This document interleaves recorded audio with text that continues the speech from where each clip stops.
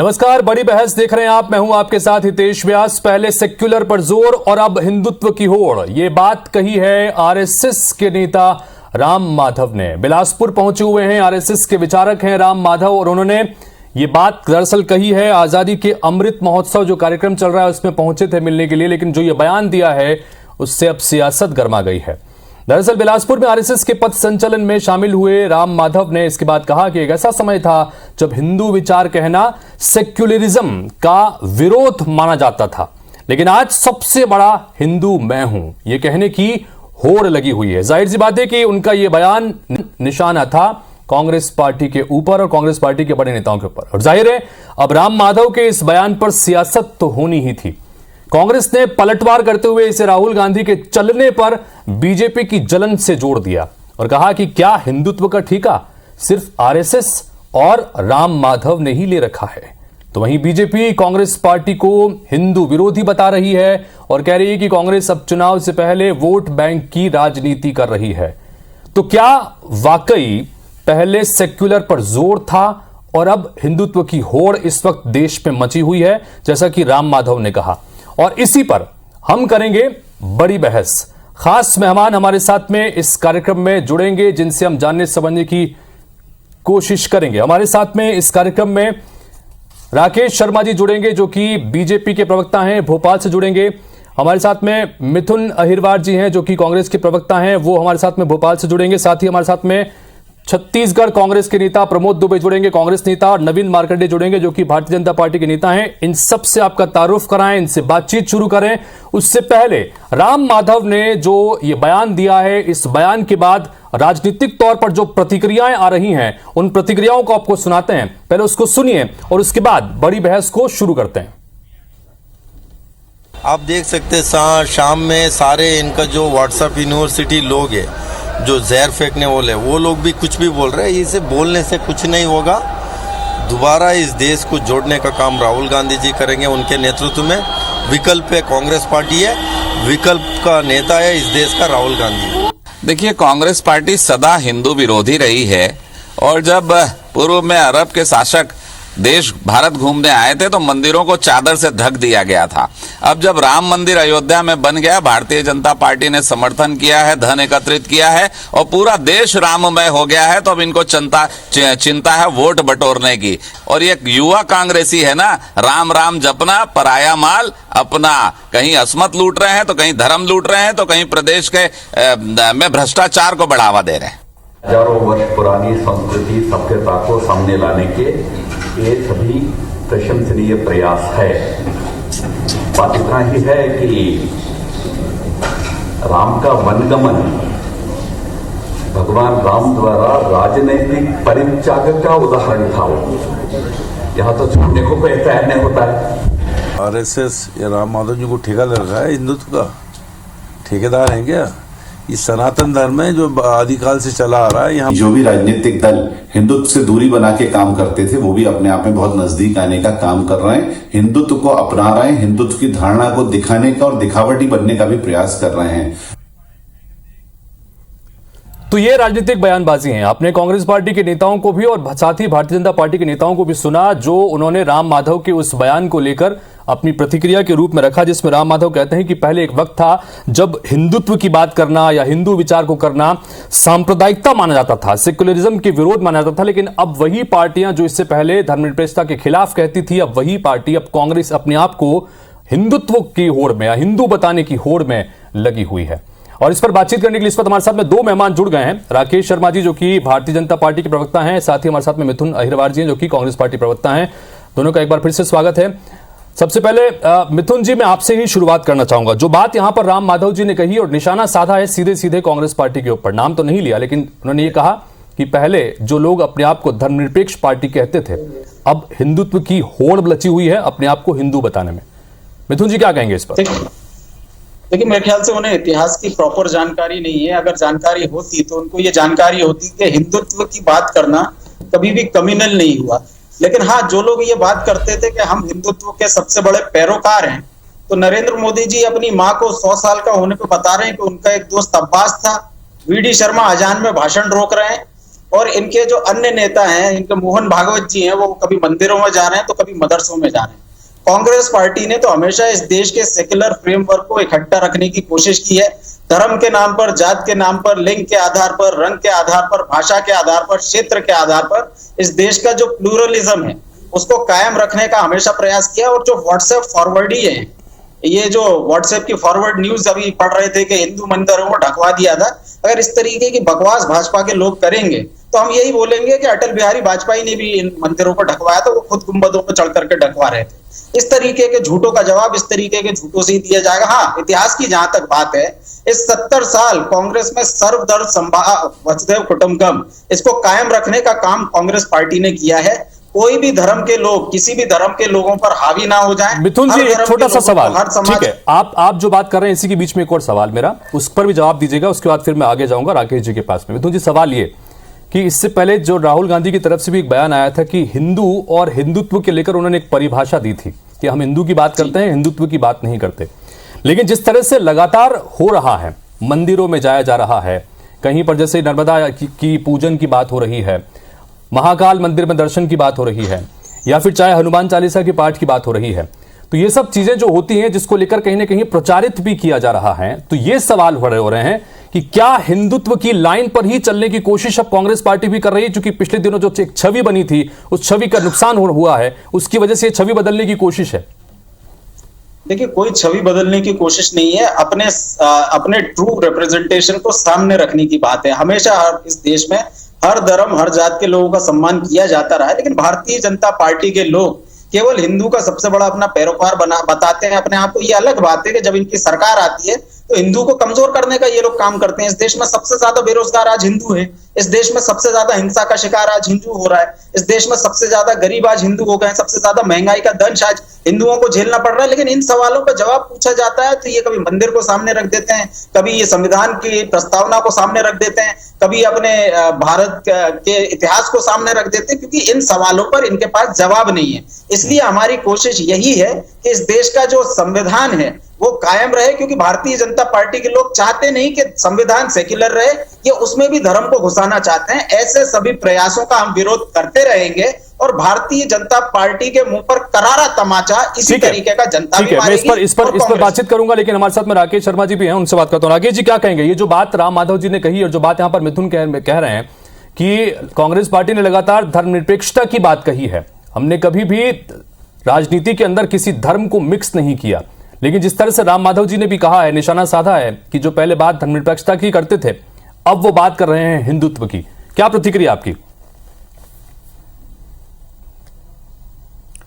देखिए, सबसे पहले तो ये तय होना चाहिए कि हर व्यक्ति को मंदिर जाने का अधिकार है।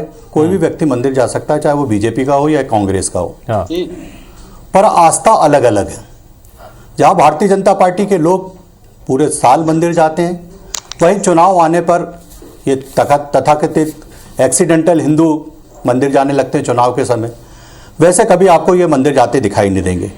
आप ये बताइए कि वो बिशप जो भारत माता को डाइन कहता है, हिंदू देवी देवताओं का इतने गंदे शब्दों में अपमान करता है, राहुल गांधी यात्रा करने में सबसे पहले केरल में उस बिशप से मिलने के लिए जाते हैं।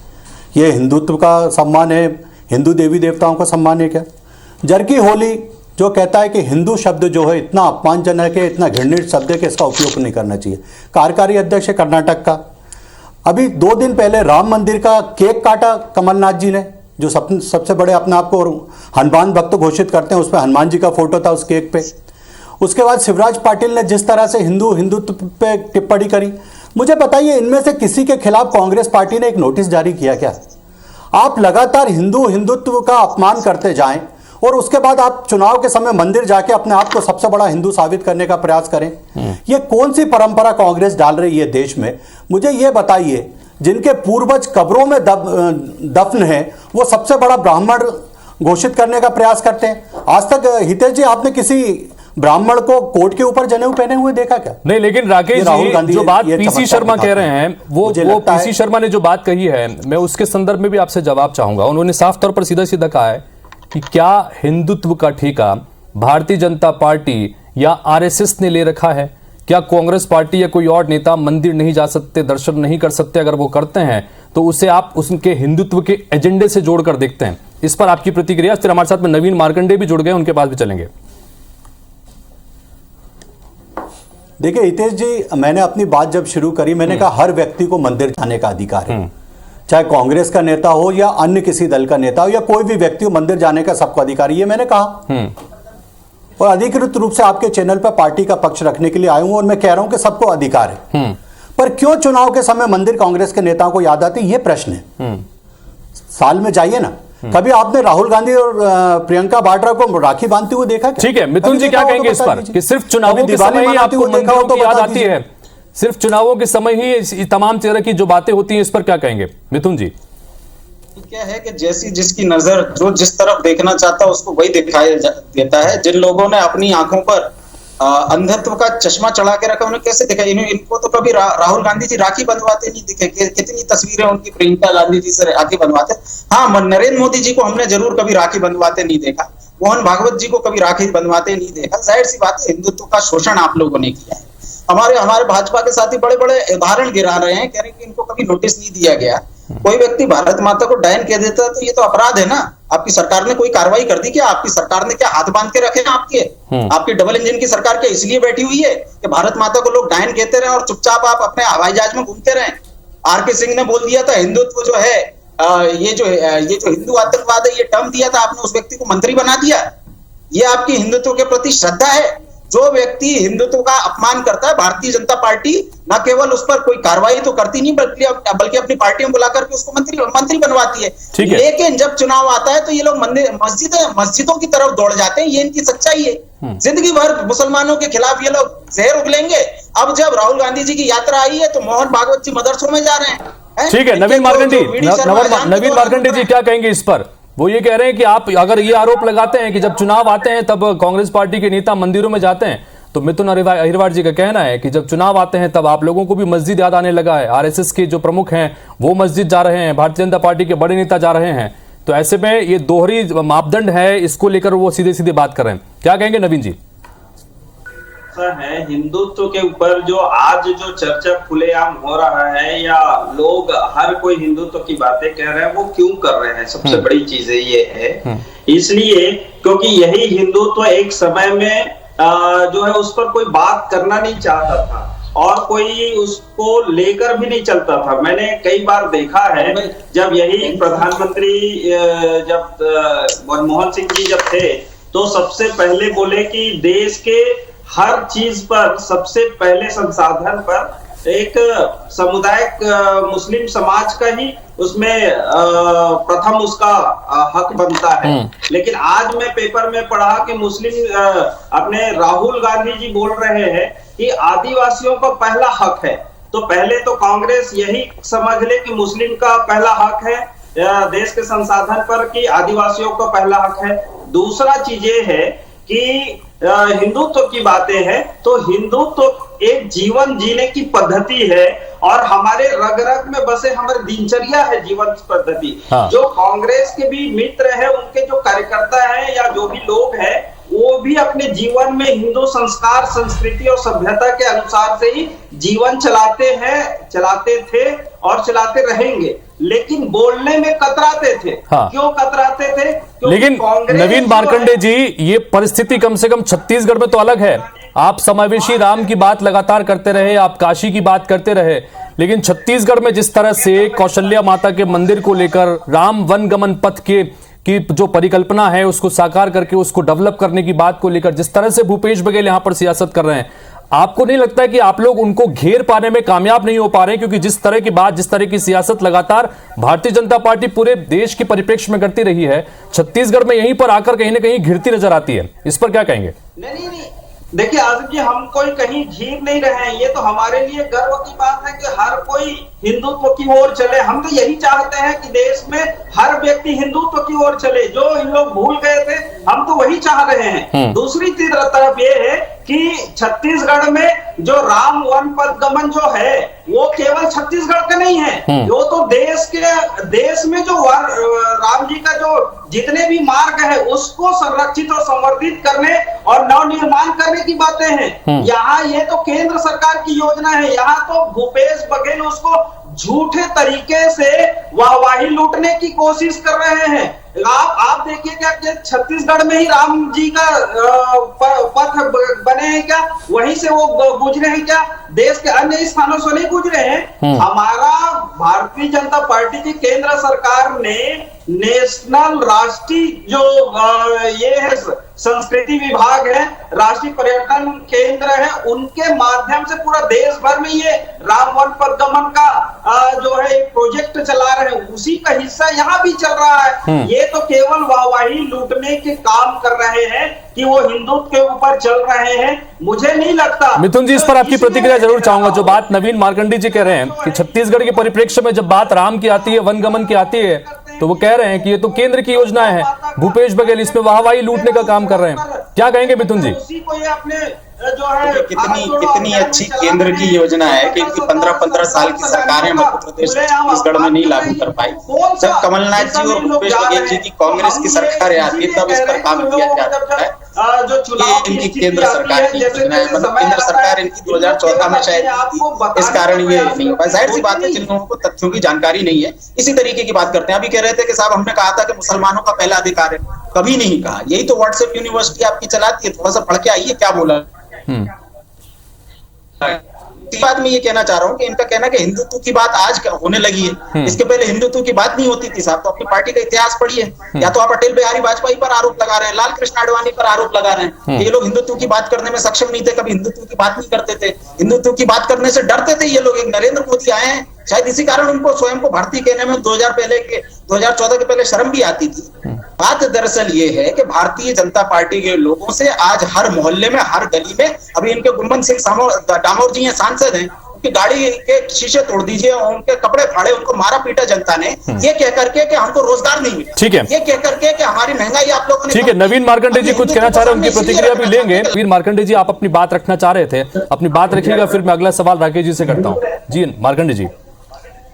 देखिए ऐसा है, मैंने ये बातें इसलिए कहा है कि भारत में जो हिंदू की जो बातें हैं, मैंने कांग्रेस के लिए ये कहा था कि पहले तो वो बात ही नहीं करते थे। दूसरी चीज, इनके जो प्रधानमंत्री जैसे पूर्व में रहे हैं मनमोहन सिंह जी, वो कई बार, सोनिया गांधी जी कई बार ऐसे बयान दिए हैं कि पहला देश के संसाधन पर पहला हक अधिकार जो है मुस्लिम का है। तो ये बांटने का प्रोग्राम तो कांग्रेस शुरू से कर रहा है और उसी के अनुसार से जो है ये अपने सत्ता में बने रहने की एक राह नहीं तलाशते हैं। दूसरे तरफ में जो कहा कि आज मैं पढ़ा हूं कि ये राहुल गांधी जी भारत जोड़ो यात्रा जो कर रहे हैं, उसमें भी उसने कहा है कि आज आदिवासियों को पहला हक अधिकार है।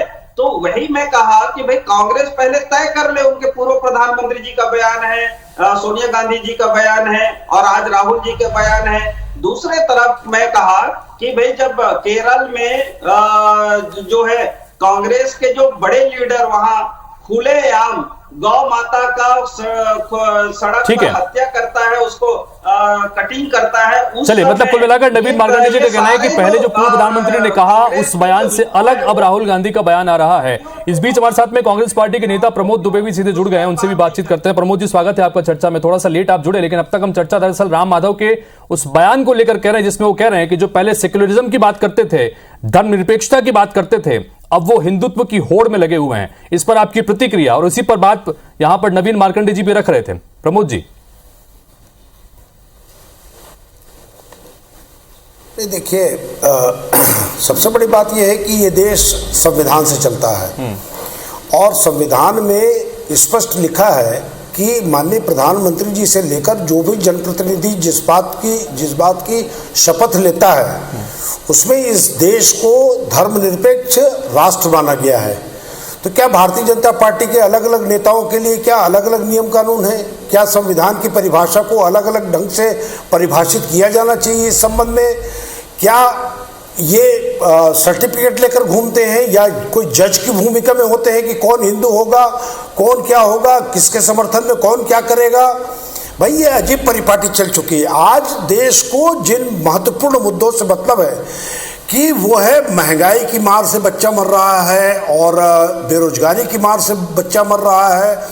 आज बड़ी आवश्यकता है इस देश में शिक्षा, स्वास्थ्य, सड़क, बिजली, पानी, रोजगार, इसकी बात करने की। तो भारतीय जनता पार्टी के नेता या आरएसएस के नेता मूल विषय पर बात इससे नहीं करना चाहते क्योंकि 49 करोड़ गरीबी रेखा से नीचे जीवन यापन करने वालों की संख्या अगर आज 85 करोड़ पहुंच गई है तो इस विषय में राम माधव जी के बात करना अच्छा नहीं लगता। ठीक है, इस देश के जितने इस पर जरूर सवाल करूंगा, लेकिन प्रमोद जी ये सवाल हम इसलिए करने के लिए मजबूर हुए हैं या हम यहां पर इस पर बड़ी बहस कर रहे हैं, जिसका अभी थोड़ी देर पहले हमारे साथ में मिथुन अहिरवार जी भी वो जिक्र कर रहे थे कि कांग्रेस पार्टी ने हमेशा से राजनीति से धर्म को अलग रखा है, लेकिन पिछले कुछ समय से जिस तरह की सियासत इस वक्त देश में कांग्रेस पार्टी की तरफ से देखने को मिल रही है, चाहे वो मध्य प्रदेश में हो या छत्तीसगढ़ में हो या देश के अलग अलग इलाकों में हो या भारत जोड़ो यात्रा के दौरान ही जिस तरह से राहुल गांधी भी निकल रहे हैं, मध्य प्रदेश में आएंगे तो वो महाकाल दर्शन करने के लिए जाएंगे, वो यहां पर नर्मदा का तर्पण अर्पण करने के लिए जाएंगे। तो कुल मिलाकर इसके बाद सवाल खड़े हो रहे हैं कि क्या कांग्रेस पार्टी ने भी जो अपनी धर्मनिरपेक्षता की छवि थी उससे अपने आप को शिफ्ट किया है, गियर शिफ्ट किया है क्या? नहीं, ये तो कोई उत्तर ही, ये कोई प्रश्न ही नहीं उठता ना। देखिए, हम तो धार्मिक लोग पहले भी थे, लेकिन इसके नाम में कभी वोट नहीं मांगा हमने। हाँ। हमने कभी गाय के नाम में वोट नहीं मांगा। अगर भूपेश बघेल जी यहाँ मुख्यमंत्री बने हैं और भारतीय जनता पार्टी की सरकार अगर पिछले 15 रही तो राम भगवान के राम पथ वन गमन पर जी कभी हमने तो ये बात नहीं की या कभी आपको वो रिफ्लेक्ट हो रहा है, आपकी आवाज रिफ्लेक्ट हो रही है। ठीक है। और राकेश जी कुछ कहना चाहते हैं? राकेश जी अपनी बात रखिएगा।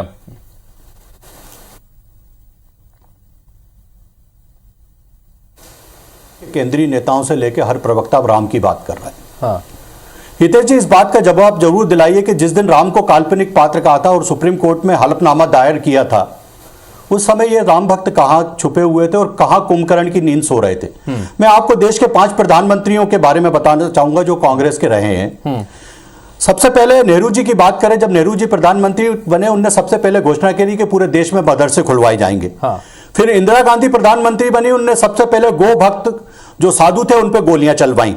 फिर उसके बाद राजीव गांधी जब प्रधानमंत्री बने तो एक महिला को सुप्रीम कोर्ट ने उसके हक के लिए निर्देश दिया। सुप्रीम कोर्ट के फैसले को पलटते हुए राजीव गांधी जी ने उस महिला के हक को मना किया। फिर उसके बाद नरसिंह राव प्रधानमंत्री बने, उनने आते ही साथ सबसे पहले कहा कि मस्जिद बनाई जाएगी।